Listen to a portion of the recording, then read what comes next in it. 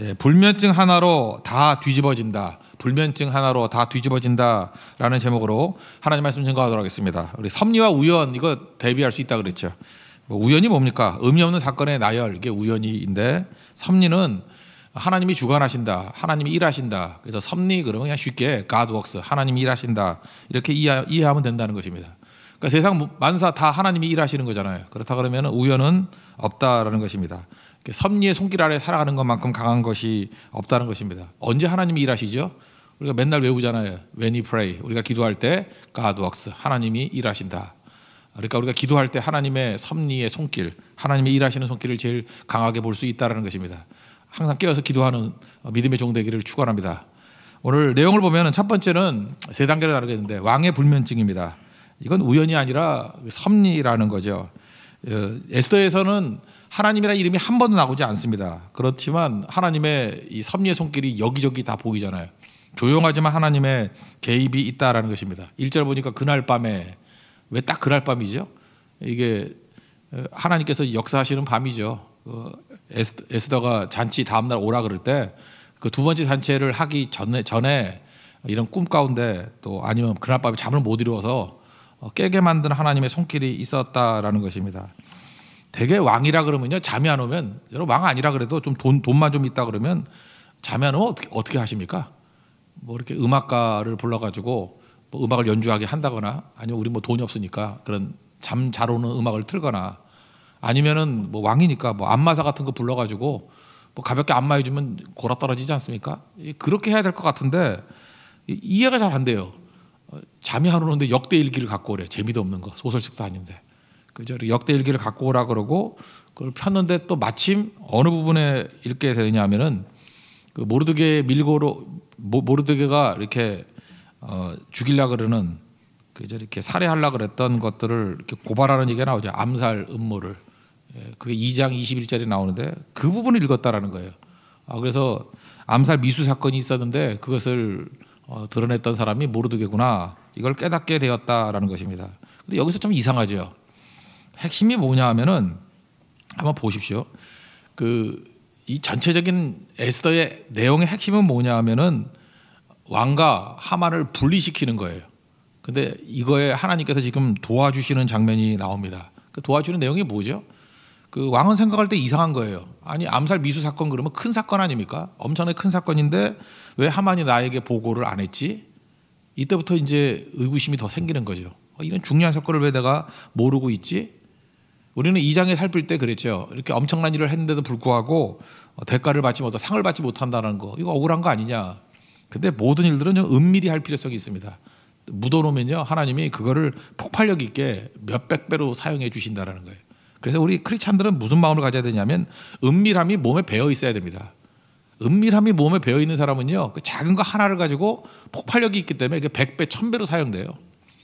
근데 맨날 이렇게 공치사 듣기를 원하고 칭찬 듣기를 원하고 상 받기를 원하는 사람은 그냥 1대1이에요. 하나 하면 하나 받고 하나 하면 하나 받고 남는 게 없는 인생이죠. 그런데 좀 억울해 보이는 사람들이 있죠. 이렇게 은밀히 하다 보니까 사람도 못 알아주고 뭐 상도 못 받고 그런 게 많아야 된다니까요. 그런 사람은 하나님께서 엄청나게 사용되는 그런 사람이 된다라는 것입니다. 이때 사용하잖아요. 결정적인 순간에. 그때 상 받아봐야 뭐 문지기에서 뭐 문지기 장 정도밖에 더 됐겠습니까? 근데 이때 이걸 사용하시니까 이스라엘 백성 전체, 유다인 전체의 진멸에서 건져낼 수 있는 그런 역전의 발판으로 하나님이 삼으시잖아요.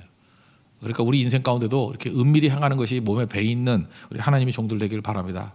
1절부터 3절까지 한번 읽겠습니다. 시작. 그날 밤에 왕이 잠이 오지 아니하므로 명령하여 역대 일기를 가져다가 자기 앞에서 읽히더니 그 속에 기록하기를 문을 지키던 왕의 두 넷이 빅다나와 데레스가 아하수에로 왕을 암살하는 음모를 모르드게가 고발하였다 하였는지라. 왕이 이르되 이 일에 대하여 무슨 종기와 관작을 모르드게에게 베풀었느냐 하니 측근 신하들이 대답하되 아무것도 베풀지 아니하였나이다. 이것도 이상하죠. 이거 뭐 상 줬냐 그랬더니 상 준 게 없습니다. 이게 정말 이상한 거예요. 하만에 대해서 의구심이 생기는 거죠. 이런 중요한 사건 보고도 안 하고 또 이렇게 상 줄 만한 사람 상도 안 줬다 그러고 이게 도대체 뭐지? 내가 모든 걸 다 맡겼는데 다 맡겨서는 안 되겠구나 하는 생각이 들지 않았겠습니까? 이렇게 하만과 왕가의 균열을 하나님께서 지금 만들어 가시고 있잖아요. 그래서 기도하면요 하나님께서 대적을 분열케 만드십니다. 우리가 기도하면요 대적이 이렇게 균열이 일어나게 된다는 것입니다. 그 변곡점이 생기는 거예요. 우리는 그러죠. 뭐 우리가 무슨 운동을 하고 뭐 작업을 하고 그래야 뭐 결과가 나온다고 생각하는데 그냥 엎드려 기도해 보십시오. 하나님이 모든 걸 다 주관하시고 우리가 알지 못하는 곳에서도 일하고 계신다는 거예요. 그래서 어느 한순간에 확 뒤집어 버립니다. 저는 이런 대표적인 것이 히스기야의 기도 같아요. 아수르가 그 예루살렘 포위하지 않았습니까? 그래서 사네립의 군대인데 그 왕이 사네립이에요. 근데 밑에 그 대변인쯤 되는 랍사게가 얼마나 말을 험하게 합니까? 막 하나님 무시하고 조롱하고 그 다음에 뭐 약 올리고 그 여기 폭언이란 폭언을 다 하지 않습니까? 그럴 때 하나님께 기도했을 때 하나님이 일하시죠. 열왕기하 19장 35절, 36절, 37절 이 세 절이 나오는데 일단은 하나님께서 18만 5천 명 하루아침에 다 죽여버려요. 다 송장이 되게 만들었다. 그 다음에 아수르 왕 사네립이 이제 돌아갔어요. 돌아갔더니 가자마자 반란이 일어나가지고 죽여버려요. 그리고 그 아들 에살핫돈이 왕이 되더라 이렇게 얘기 안 합니다. 그리고 곧 망해요.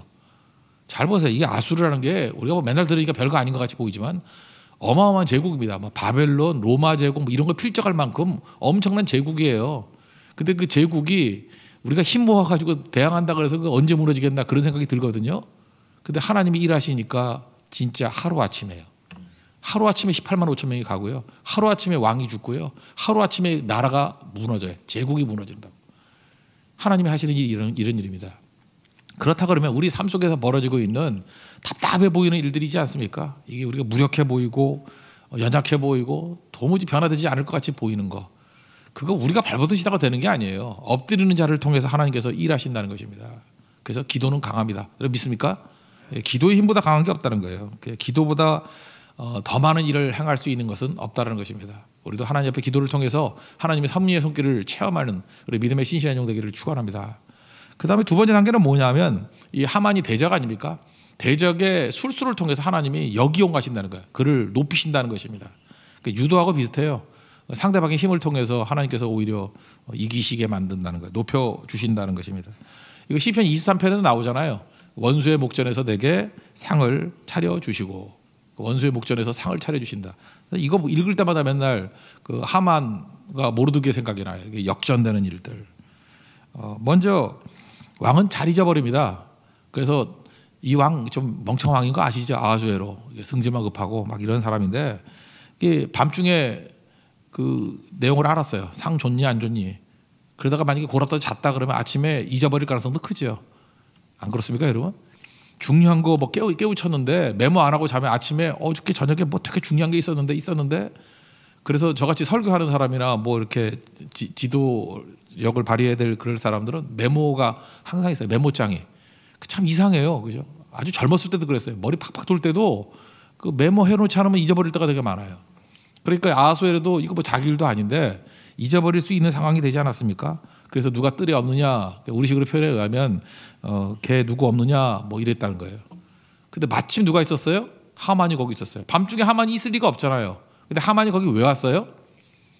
그 다음 날 왕에게 요청해가지고 나무 22m 꼭대기 나무에 모르드게 달려 먼저 죽이겠다고. 원래 11개월 지나면 12월 13일에 유다인들 다 죽인다고 벌써 왕이 허락했거든요. 그런데 그 기분 나쁘다고 그 한 놈 먼저 죽이겠다고. 그래서 그거 보고하려고 온 거예요. 그죠? 모르드게 한 놈 먼저 죽이면 안 될까요? 그러니까 자기 자신의 악한 뜻을 가지고 왔다고요. 근데 하나님께서는 그 뜻대로 그 악한 뜻을 가지고 온 걸 활용해서 오히려 역정케 만들잖아요. 걔 누구 없느냐 그랬더니 하만이 마침 거기 있었던 거예요. 자기 뜻을 이루고자. 근데 실제로는 하나님의 뜻이 이루어지게 되다는 것입니다. 그때 왕이 묻죠. 왕이 존귀하게 하고자 하는 사람에게 어떻게 해줄까? 그랬더니 하만은 교만하거든요. 교만하면 이상하게 생각해요. 나 말고 누가 그런 자리에 올라갈 사람이 있느냐? 그러면서 막 떠벌리기 시작하죠. 참 이게 교만하다는 것만큼 어리석은 게 없는 거죠. 그것도 한번 읽어볼까요? 4절부터 6절까지 읽겠습니다. 시작. 왕이 이르되 누가 뜰에 있느냐 하매 마침 하만이 자기가 세운 나무에 모르드게 달기를 왕께 구하고자 하여 왕궁 바깥뜰에 이른지라. 측근 신하들이 아뢰되 하만이 뜰에 섰나이다 하니 왕이 이르되 들어오게 하라 하니 하만이 들어오거늘 왕이 묻되 왕이 존귀하게 하기를 원하는 사람에게 어떻게 하여 하겠느냐. 하만이 심중에 이르되 왕이 존귀하게 하기를 원하시는 자는 나 외에 누구리요 하고. 교만하면 큰 몰락에 빠지고 교만하면 빠른 몰락에 빠지게 된다라는 것입니다. 그래서 우리가 잊지 말아야 된다는 거예요. 언제나 겸손해야지 안전한 겁니다. 교만하면 내 뜻이요 오히려 그 원수를 살리는 것으로 될 수 있다는 것입니다. 그러니까 이게 참 무서운 얘기죠. 그러고 난 다음에 이 하만이 하는 얘기를 보십시오. 속마음이 다 드러나요. 여기서 이게 그 역심도 이게 역심을 품은 것이 드러나기도 하는 거예요. 이 짧은 얘기 중에 7절, 8절, 9절 중에요. 제가 대충 세어보니까 왕이라는 단어가 10번이나 나와요. 자기 마음속에 무슨 마음이 있는 거예요? 왕 되고 싶다는 거예요. 왕. 개소리 같아요. 그냥 왕. 정말 10번이 나와요. 10번이나. 그렇게 생각하고 한번 읽어보세요. 왕. 얼마나 왕에 대한 그런 목마름이 있었는지. 그러니까 이게 정신이 못 차리는 거예요. 왕이 들어볼 때 저거 자꾸 왕 저러지? 저거 왕 되고 싶은가? 저거 왜 저러나? 저 개 되고 싶은가? 왕 되고 싶은가? 저거 왜 저래? 왕 하고. 한번 읽어보라고. 7절부터 9절까지 시작. 왕께 아뢰되 왕께서 사람을 존귀하게 하시려면 왕께서 입으시는 왕복과 왕께서 타시는 말과 머리에 쓰시는 왕관을 가져다가 그 왕복과 말을 왕의 신하 중 가장 존귀한 자의 손에 맡겨서 왕이 존귀하게 하시기를 원하시는 사람에게 옷을 입히고 말을 태워서 성중 거리로 다니며 그 앞에서 반포하여 이르기를 왕이 존귀하게 하기를 원하시는 사람에게는 이같이 할 것이라 하게 하소서 하니라. 이 완전히 왕자병에 걸린 거죠. 왕자병은 약으로 못 고칩니다. 뇌수로도 못 고쳐요. 죽어야 고쳐요. 염치가 없죠. 한번 생각해 보세요. 왕하고 친했잖아요. 왕이 신임했잖아요. 그냥 한 번쯤 물어보면 되지 않나요? 전하께서 폐하께서 생각하시는 신하가 누구입니까? 그러면 뭐 얘기할 거 아니에요. 모르드게 이럴 거 아니에요. 근데 그걸 안 물어요. 왜 안 묻죠? 자만심이 충만하니까. 교만이 머리끝에 가 있으니까. 당연히 나라고 생각한다. 나라고. 그러면서 자기도 모르게 흥분해가지고 자기 본심을 다 드러내는 거죠. 역심을 품은 거죠. 내가 못 해본 게 왕밖에 더 있어? 그죠? 한 나라 예산의 3분의 1을 될 수 있는 거예요. 은 1만 달란트. 그 정도의 재력을 갖고 있으니까 뭐 다 있는 거죠. 그죠? 돈도 있겠다. 이제 없는 거 하나죠. 명예도 있겠다. 이제는 왕 되는 거. 왕 되는 거 하나 남았다. 이게 지금 막 드러나지 않습니까? 여러분 읽으면서 못 느끼겠어요? 그래서 하나님께서 그의 교만으로 말미암아 왕과 하만 사이의 관계를 점점 이렇게 분리시키고 있다라는 것입니다. 그때 왕이 뭐라 그래요? 너 아니고 그렇게 말을 안 했지만 모르드게라고. 대궐 문 앞에 있는 모르드게라고.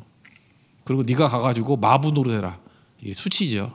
이거 보니까 왕도 약간 조롱하는 것 같아요. 그죠? 네가 마부 노릇해라. 네가 끌고 가서 왕이 존귀하게 하는 사람이 이런 사람이다 이렇게 외치면서 마부 노릇해라. 그런 얘기가 나옵니다. 10절 11절 읽겠습니다. 시작. 이에 왕이 하만에게 이르되 너는 내 말대로 속히 왕복과 말을 가져다가 대궐문에 앉은 유다 사람 모르드게에게 행하되 무릇 내가 말한 것에 조금도 빠짐이 없이 하라. 하만이 왕복과 말을 가져다가 모르드게에게 옷을 입히고 말을 태워 성중 거리로 다니며 그 앞에서 반포하되 왕이 존귀하게 하시기를 원하는 사람에게는 이같이 할 것이라 하니라. 왕이 존귀하게 하는 사람이다. 왕이 존귀하게 하는 사람이다.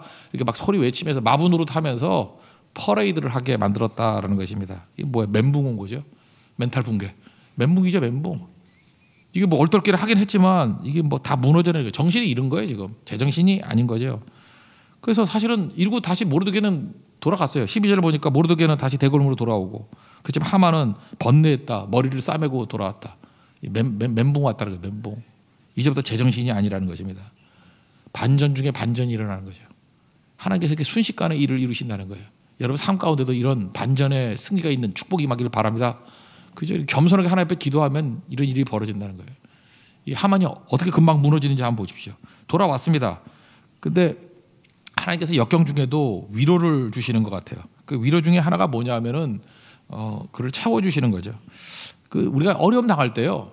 무조건 어려운 것만이 아니에요. 이렇게 하나님께서 위로도 해주셔요. 근데 이게 하만을 이렇게 무너뜨리기 전에 먼저 이렇게 퍼레이드하게 만들고 이렇게 위로를 주시는 것을 통해서 견딜 힘을 주시는 것 같아요. 그래서 여러분 세상이 모르는 하나님이 주시는 위로를 체험하는 게 되게 중요해요.